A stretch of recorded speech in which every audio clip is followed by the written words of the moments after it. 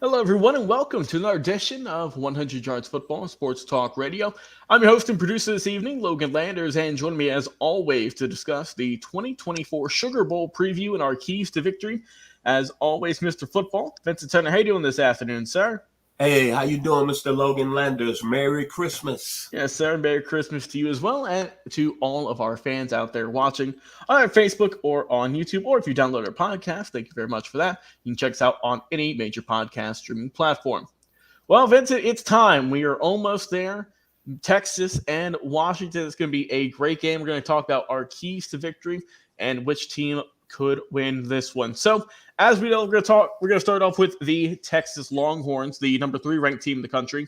Currently 12-1 on the season. That one loss coming to Oklahoma, fell in that one 34-30.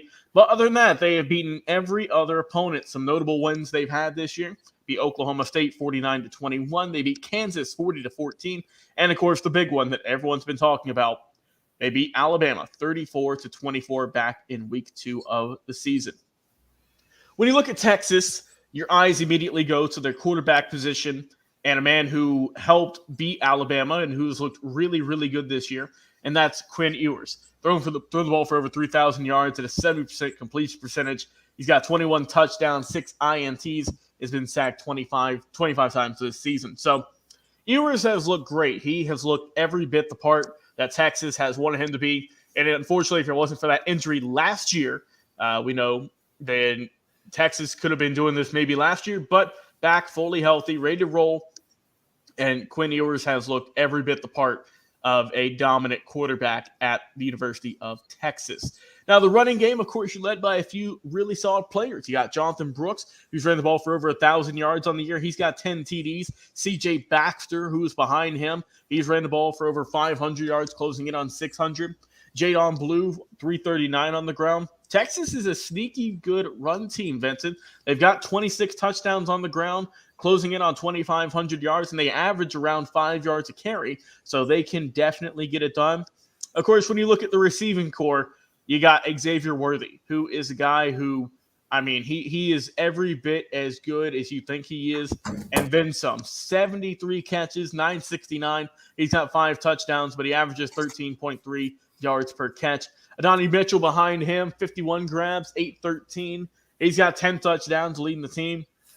You got some other good players like Tavion Sanders, Jordan Whittington, some other good ones like Gunnar Helm, Jonathan Brooks. The list can go on and on. Texas is looking locked and loaded as a team on offense. They average 36 points a game, and they can get it done. I mean, they've gotten 55 touchdowns on the season.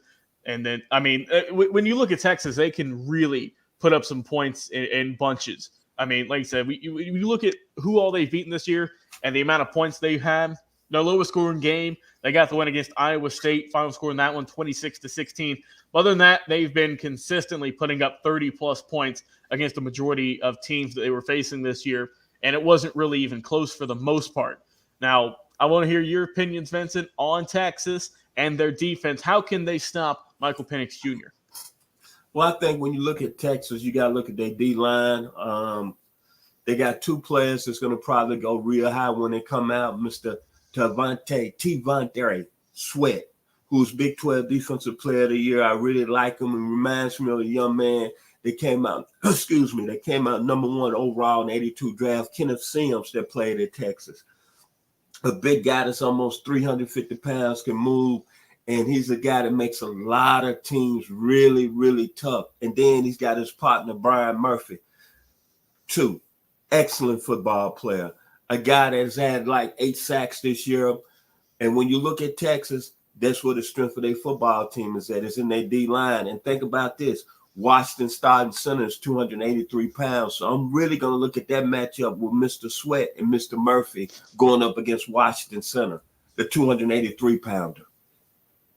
Yes, sir. Like I said, it's going to be a fun matchup. And, of course, talking about Washington on offense, it revolves around one guy who has obviously had a great year, Heisman candidate, didn't bring home the hard way, but still a great season nonetheless.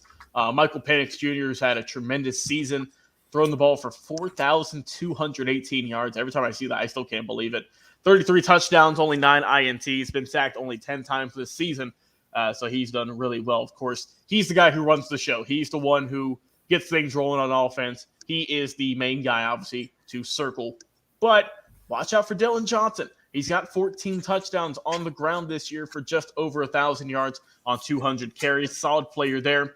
Rome Odunze, one of the best receivers in the nation, 1,428 yards for him on 81 grabs. And Jalen Polk, his partner in crime, he's got 1,000 yards on 60 catches. Both those guys have combined for over 20-plus touchdowns. So they've got some really solid players, Vincent, on offense. And I always like to look at the kicking game, too, when it comes to both these teams. For Washington, you got Grady Gross, 58 of 58. That's perfect for the extra points.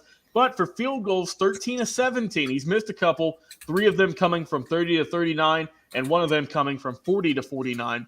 So something to potentially look out for in this matchup. But we know that, obviously Washington, they're not shy about putting up points. They are a team who can put up points in bunches. That's why they're undefeated. That's why they average 37.7 points per game. They can get it done. They have a tremendous offense. And Michael Penix Jr. has really had a coming out party in 2023. So, Vincent, what can the Washington Huskies defense do to stop the high-powered attack of Texas? Well, you're looking at their defensive line. It's led by Braylon Trice, NFL draft prospect. On the year, he had 41 tackles, 5 sacks. He had over 13 tackles for loss. He's a guy that's going to bring a lot of stability. But when you look at Texas, and you mentioned the weapons they got, they got on the outside, I like the Washington secondary. Jabbar Muhammad is an excellent football player. Dominique Hampton is a very good football player. And Elijah Jackson. I think with the combos, those 3 players, Washington is going to be able to really, not saying they're going to slow down that punted Texas passing attack, but I think they're going to be ready to play. And I think when you look at it overall, it's going to be somebody who's going to make plays in the passing game. And I think the Washington secondary is going to play at a high level. All right. Well said, sir. I just want to circle back to Texas. I forgot to mention their kicking game.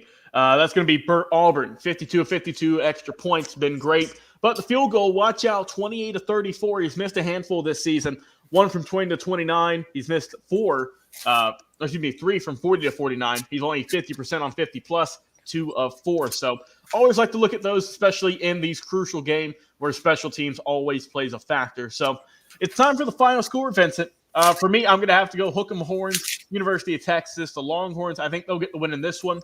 They have a solid team, and I think that just on paper, I think they're better on both ends of the ball. But obviously, I think Washington's a tremendous program. I just trust the Texas defense a little bit more at this moment. So final score in this one, give me the Texas Longhorns getting the W in this one, 34-28.